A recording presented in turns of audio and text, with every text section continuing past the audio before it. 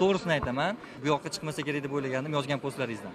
Sizni nima majbur qildi bu yoqqa kelishga? Meni hech nima majbur qilgani yo'q. Vatanparvarlik? Men O'zbekiston terma komandasini eng ashaddiy muxlisi bo'lganligim uchun doimo har bir qadamini kuzatib borganligim uchun reaksiyalarim aynan shu muxlisga o'xshagan reaksiya bo'ldi.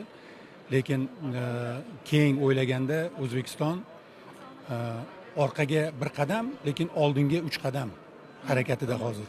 Buni sovuq tahlil qiladigan bo'lsak, oldin biz jahon chempionatiga chiqishni orzu qilardik. Hozir endi jahon chempionati natija orzu qilyapmiz. Bu o'sish, bu taraqqiyot belgisi. Lekin norozilikdan qo'rqmaslik kerak, tanqidlardan qo'rqmaslik kerak. Tanqid chunki norozi odamning harakati nima bo'ladi u? Rivojlanish uchun sabab bo'ladi. Ana ishonchim komil, O'zbekiston milliy terma jamoasi jahon chempionatidagi ishtirok bilan katta qadam oldinga tashladi va bu natijalarda yaqin chempionatlarda o'zini ko'rsatadi. Lekin tanqidiy fikrlaringiz baribir Tanqidiy fikrlarim o'zimning fikrlarim. Albatta men bu jamoani yaxshi bo'lishini xohlaganim uchun o'zim o'ylaganman. Men futbol eksperti emasman, futbol mutaxassisi emasman. Lekin yaxshi bo'lishi nima kerak degan fikrlarimni aytganman va bu fikrlarim albatta sobit. Chiqqan negativ ma'lumot 1 soat ichida viloyat hokimiga yetkazilishi kerak.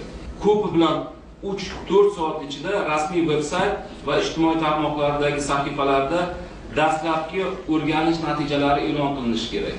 Ya'ni o'rganyapmiz yoki ko'rdik buni, haqiqatan ham bizning viloyat bilan bog'liq bo'lgan, bizning tuman bilan bog'liq bo'lgan masala deb fikr bildirish kerak. 24 soat ichida mazkur voqelik yoki hodisa bo'yicha aniq sizlarning pozitsiyalaringiz bo'lishi kerak.